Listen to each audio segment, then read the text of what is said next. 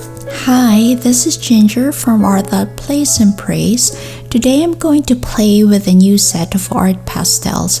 I was looking around the market for a cheaper alternative to Sennelier oil pastels and by chance found this Mangyo gallery that's made in Korea. In this episode, I'll create a gazebo painting and subject this medium to all sorts of painting techniques like blending, overlaying, and stippling to test how these oil pastels perform. Now for this painting, I have this metallic set that has 24 assorted colors.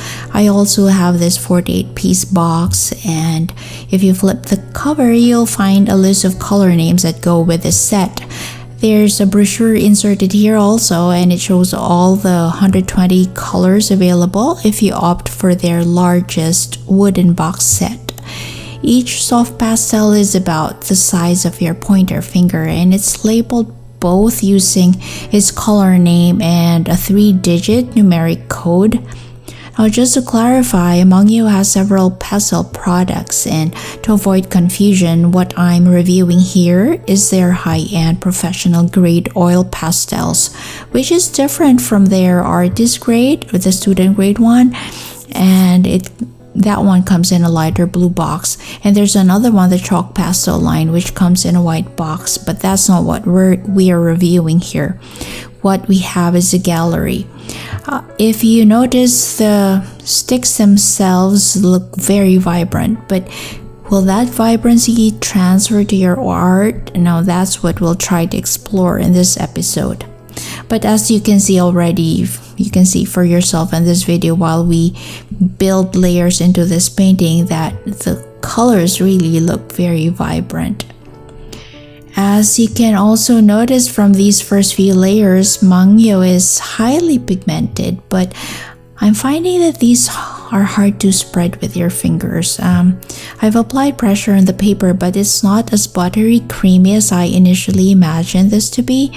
I guess it's because I've used Sennelier oil pastels before, and I'm comparing this Mangyo feel with the creaminess of Sennelier. If you notice, I'm not using paper with a highly textured surface. The one I have here is pretty smooth, so I can imagine how much tougher it would be to spread Mangyo on canvas paper or any type of rough embossed paper. With Sennelier, it doesn't take much pressure to blend colors with your fingers. In fact, that product feels like you're spreading butter, so there's not much effort required to get your desired effects. Of course, that level of consistency comes at a higher price point, because Sennelier oil pastels are for the serious professional, and it does require an investment. It's kind of pricey. So if you're willing to compromise Sennelier's blending ability for the sake of affordability, I'd say that Mangyo can be your best alternative from what I see. Because Mangyo is way cheaper, and so far it feels very good in your hands. In terms of how smooth it lays down on paper, Mangyo is not bad at all. By the way, since I'm comparing Mangyo with Sennelier, if you want to check out how Sennelier performs, I have another video in my channel that's all about it, which I've linked to in the description box below, or you can also click the link on the right corner of your screen right now.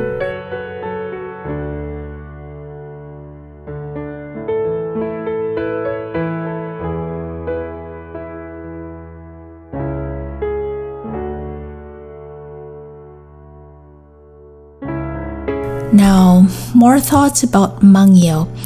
I'm finding that although it's difficult to blend these with your fingers, they do layer well.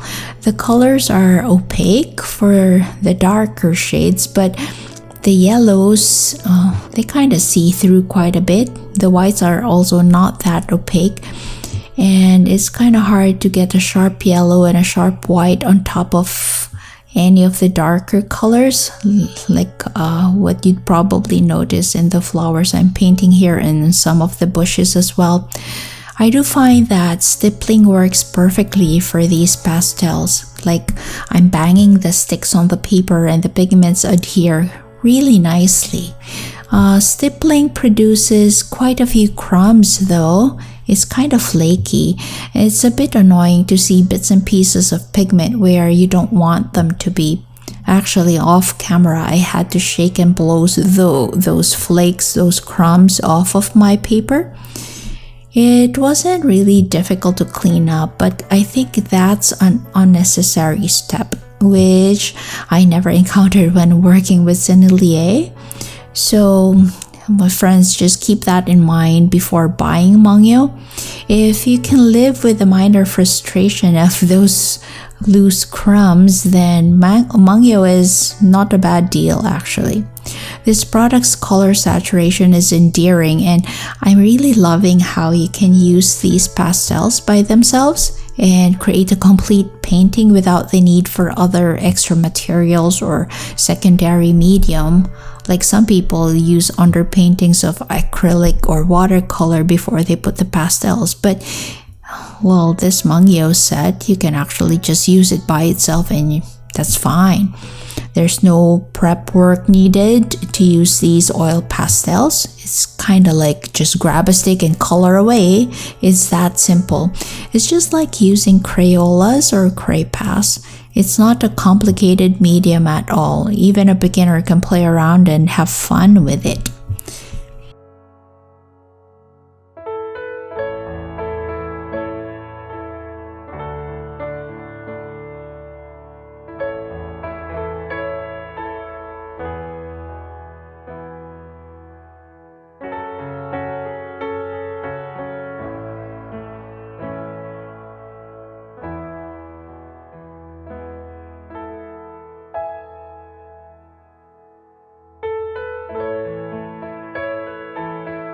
Now, one thing I'm not too keen on with Mangyo is their light fastness.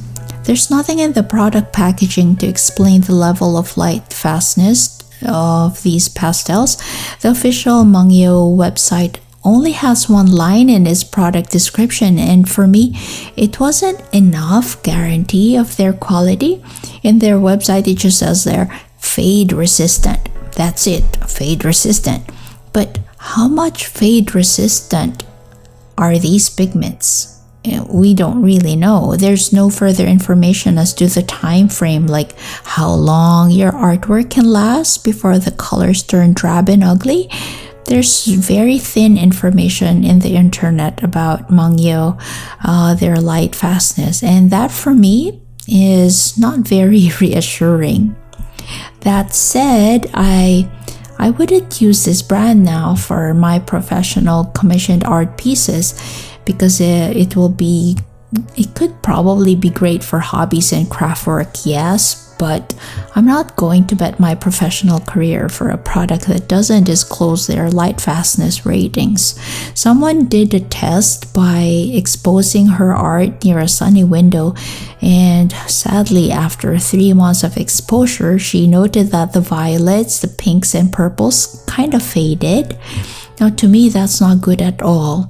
One way to get around this fading problem, if you really still want to pursue having Mangyo oil pastels, you can get around this fading problem by using a good quality fixative and or a varnish after you're done painting.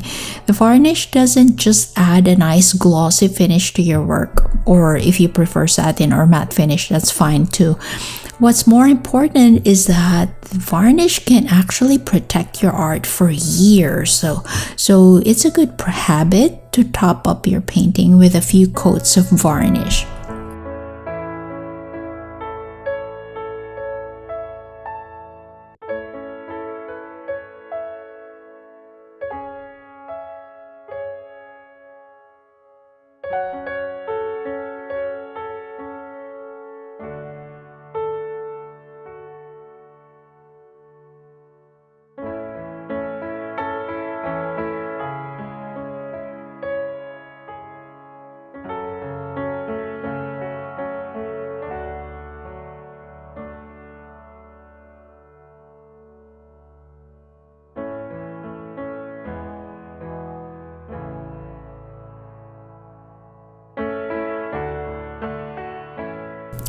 Okay, so just to wrap this up, what's to like about the Mangyo oil pastels? I love that they are soft and easy to lay down. They're not as buttery as Sennelier, but Mangyo feels smooth enough to manipulate easily. And as you can see, the pigments are opaque. They're very brilliant and well saturated.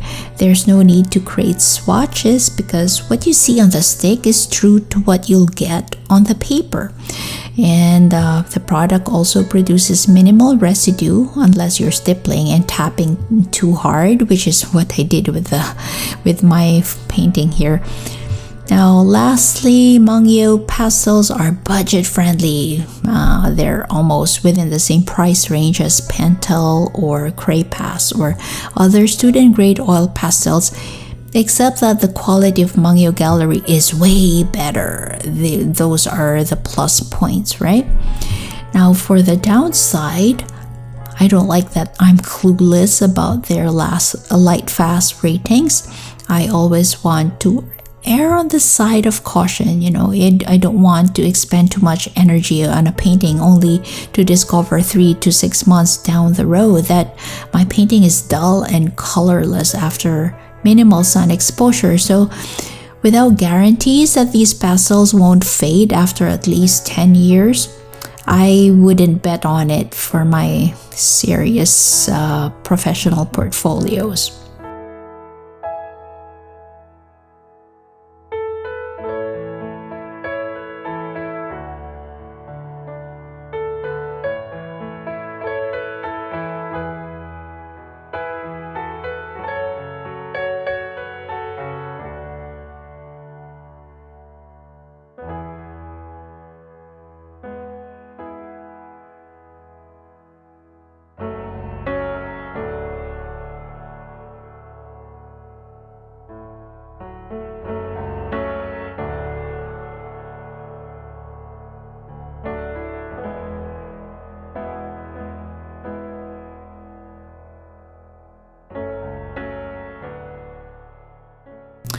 Okay, that's it, friends. I hope my unbiased review was helpful and that you found this painting demo relaxing to watch as well.